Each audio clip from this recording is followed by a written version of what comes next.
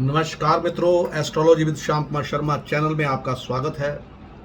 मैं श्याम कुमार शर्मा श्री हरि से ये प्रार्थना करता हूँ कि आप सब जो हैं वो सुखी रहें, स्वस्थ रहें, लक्ष्मी आपके घर में वास करे, आपके मित्र, आपके रिश्तेदार और आपके सगे संबंधी और आपके आसपास के लोग जो हैं उनको सफलता जो है वो ज़िंदगी में मिलती रहे और किसी चीज़ की कमी उनको ना आए। तो मित्रों, बीमारियों की श्रृंखला में आज हम जिस बीमारी के बारे में बात करने वाले हैं, किन ज्योतिषीय जो योग होते हैं जिनके कारण ये बीमारी होती है उनके बारे में आज बात करेंगे। और आज का जो विषय है वो लगभग हर भारत में लगभग हर जो तीसरा व्यक्ति है या चौथा व्यक्ति है उसको ये रोग जो है वो होता है, जिसको हम कहते हैं डायबिटीज़, शुगर या मधुमेह। इसके बारे में आज बात करेंगे। तो मित्रों, जो मधुमेह है, शुगर जो है वो एक ऐसी बीमारी है, वो लगभग हर एक घर में एक ना एक व्यक्ति को ज़रूर होती है। और आजकल तो ऐसा हो गया है कि जो छोटे छोटे बच्चे जो हैं उनको भी डायबिटीज़ जो है वो होने लगी है मित्रों। तो अब इनका कारण क्या है? सर्वप्रथम हम ये बात करेंगे कि ज्योतिष में कौन कौन से ऐसे ग्रह होते हैं जो डायबिटीज़ को जो है वो डायबिटीज़ का रोग जो है वो आपको देते हैं। अब सबसे पहले जो इसमें ग्रह आता है मित्रों वो होता है शुक्र ग्रह, क्योंकि जो शुक्र ग्रह है वो संसारिक जितने भी हमारे साधन हैं उनका जो कारक है वो शुक्र होता है।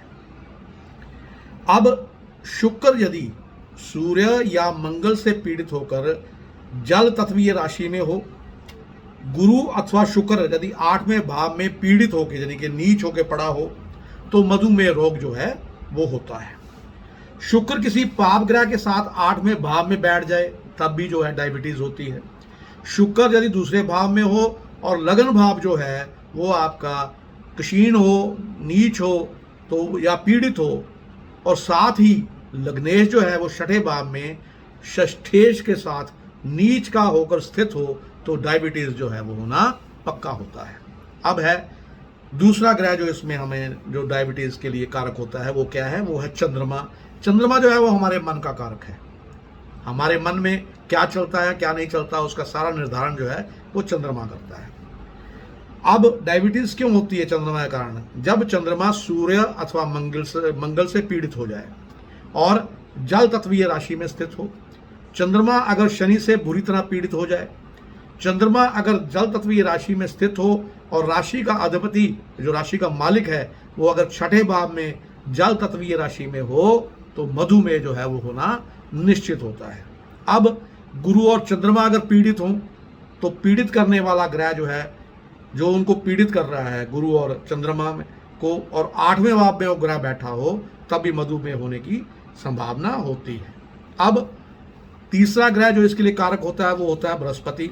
देवताओं के गुरु माने जाते हैं बृहस्पति।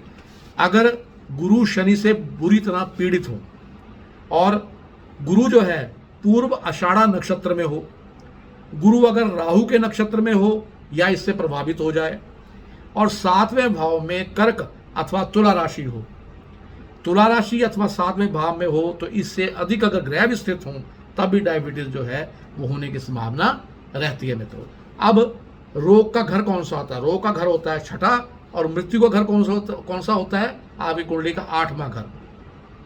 अब 6ठे भाव का अधिपति अगर 8वें भाव में हो या 8वें भाव का अधिपति जो मालिक है वो 6ठे भाव में हो, 2 या 2 से अधिक ग्रह अगर 6ठे भाव में स्थित हों, राहु 8वें भाव के अधिपति के साथ 6ठे, 8वें और 12वें भाव में स्थित हो, और 8वें भाव में नकारात्मक ग्रह हों और गुरु और शुक्र पीड़ित हों तो मित्रों मधुमेह रोग जो है वो होता है। अब चौथे और 7वें भाव के अधिपति जो हैं, जो मालिक हैं, जो चौथे और 7वें भाव के 6ठे, 8वें और 12वें भाव में स्थित हो जाएं, और 6ठे और 7वें भाव के अधिपति का संबंध 12वें भाव के अधिपति से हो जाए और शनि से प्रभावित हो तो मधुमेह रोग जो है आपको होता है मित्रों। अब इसके लिए एक आसान सा सिद्धांत है कि 2 या 2 से अधिक ग्रह अगर जल तत्वीय जो राशियां होती हैं उनमें पीड़ित हो जाएं और चौथे और 7वें घर का जो मालिक है, जो यानी कि देवता है, जो उनके अधिपति हैं, जो वो अगर पीड़ित हों, और तीसरे भाव का अधिपति बुध अथवा मंगल के साथ पीड़ित हो तो मधुमेह रोग जो है वो होता है। और बुध यदि गुरु की राशि यानी कि धनु या मीन में हो, तब भी ये जो संभावना बन जाती है कि मधुमेह रोग जो है वो आपको हो सकता है। अब मित्रों, ये तो आप जानते ही हैं कि ये जो शुगर होती है या मधुमेह होती है या ये डायबिटीज़ होती है, ये शरीर के अंगों को जो है वो बहुत प्रभावित करती है। जैसे आपको कोई जख्म हो जाए तो वो ठीक नहीं होता।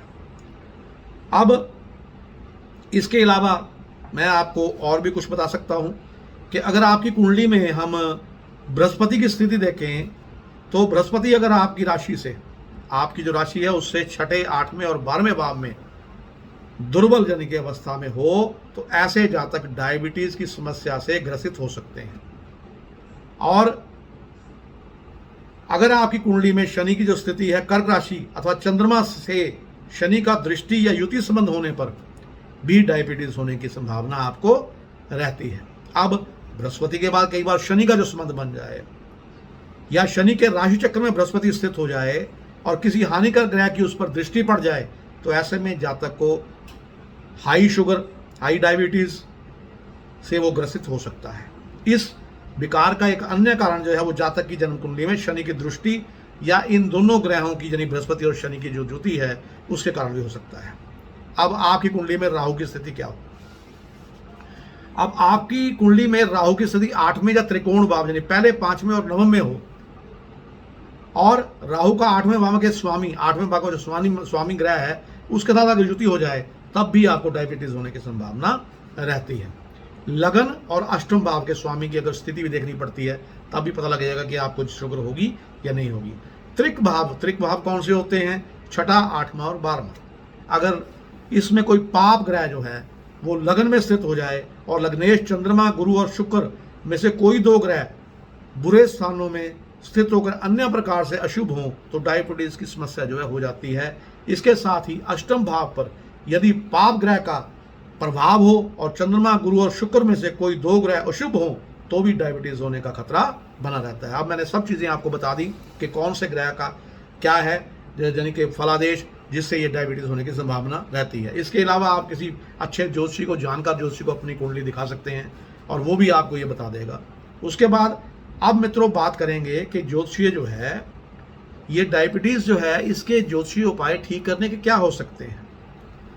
अब ज्योतिष जो है वो हिंदू शास्त्र जो है, हमारे सनातन धर्म के जो प्राचीन हिंदू शास्त्र हैं उनमें ज्योतिष जो है वो एक विज्ञान है और वो जीवन में होने वाली, घटित होने वाली बुरी घटनाओं के बारे में भविष्यवाणी करता है। उसके निवारण और उससे बचने के उपाय भी ज्योतिष जो है वो बताता है। अब कौन से मंत्रों का जाप करें कि आपके जो डायबिटीज है वो कम हो जाए, ठीक हो जाए? नियमित रूप से आपने एक तो ओम नमो भगवते वासुदेवाय नमः मंत्र का जाप करना है और इसके अलावा ओम ग्राम ग्रीम ग्रोम से गुरुवे नमः जो है ये बीज मंत्र है बृहस्पति भगवान का, इसका जाप भी अगर आप करें तो आपको ज्योतिष इसमें डायबिटीज में जो है, शुगर में, मधुमेह में बहुत बेनिफिट मिल सकता है। बृहस्पतिवार को आपने ब्राह्मणों को भोजन खिलाना है और ब्राह्मणों को भोजन खिलाने के उपरांत उनसे आशीर्वाद लें और उनको जो कपड़ा लता जो है वो दान करें। इससे आपको जब वो आशीर्वाद देंगे तो आपको डायबिटीज से लड़ने की शक्ति मिलेगी, आपका बृहस्पति स्ट्रांग हो जाएगा। उसके बाद आप बृहस्पति का व्रत भी रख सकते हैं क्योंकि हिंदू धर्म में जो हिंदू शास्त्रों के अनुसार जो उपवास है वो एक आध्यात्मिक कार्य है जो हमारे मन और शरीर को शुद्ध करता है और ये हमें दिव्य ज्ञान प्राप्त करने में भी सहायक होता है। यदि कोई व्यक्ति डायबिटीज से पीड़ित हो रहा है, उसकी कुंडली में ऊपर जो मैंने पहले जो योग बताए हैं वो हों तो ऐसे में विधि पूर्वक बृहस्पतिवार का वो व्रत रख के उसका लाभ जो है डायबिटीज में उठा सकता है। व्रत रख के बृहस्पतिवार को केले बांटे, मंदिर में जाके और अपना केले की जड़ में पानी दें। अब गाय को चारा खिलाएं। गाय को कौन सा चारा खिलाएं? क्योंकि हिंदू धर्म जो शास्त्र जो है, हमारे हिंदू शास्त्र जो है सनातन धर्म में गाय को माता की उपाधि दी गई है, वो उसे बेहद पवित्र माना जाता है और जो हिंदू धर्म को मानते हैं, जो सनातन धर्म को मानते हैं, वो गाय को पूजा भी करते हैं। भूरे रंग की गाय को अगर आप गुड़ और आटा खिलाते हैं तो आपको सकारात्मक शक्ति मिलेगी और गौ माता का आशीर्वाद प्राप्त होगा। लिहाजा जो गौ माता है उनके आशीर्वाद से डायबिटीज जैसे रोग से लड़ने में आपको मदद मिलेगी और ऐसा करने से आपकी कुंडली में जो मौजूद होते हैं हानिकारक योग, वो भी ठीक हो जाते हैं और आप डायबिटीज से बच सकते हैं। अब मैंने आपको जो है आज ये बताया कि डायबिटीज किन ज्योतिषीय योगों के कारण होती है और उसके उपाय क्या क्या है। मित्रों, इसके अलावा अपने खान पान को भी ध्यान रखें और कोशिश करें कि जितना सात्विक भोजन आपसे होता है, सात्विक भोजन क्या होता है? सात्विक भोजन मीन्स सिंपल भोजन जो है, ना ज़्यादा चटपटा, ना ज़्यादा तीखा और ना ही ज़्यादा जो तामसिक हो। एक बिल्कुल सिंपल सा भोजन, दाल रोटी जिसको हम कहते हैं, उसके साथ हरे फल, हरी सब्जियां, हरे खीरा, ककड़ी वगैरह जो भी है, तो आप सलाद के रूप में खा सकते हैं, वो खाइए तो आप इन रोगों से दूर रहेंगे। इसी के साथ मैं अपनी वाणी को विराम देता हुआ अब आपसे जो विदा चाहूँगा और एक प्रार्थना मैं ज़रूर करूँगा आपसे कि मेरे चैनल को आप मित्रों सब्सक्राइब जरूर कीजिए, ताकि मैं आपको अच्छी से अच्छी वीडियो जो है वो लाकर पेश करता रहूं और आपका मैंने थोड़ी सी भी सहायता अगर इसमें कर सका तो मैं अपने आप को धन्य मानूंगा। नमस्कार, आपका दिन शुभ हो।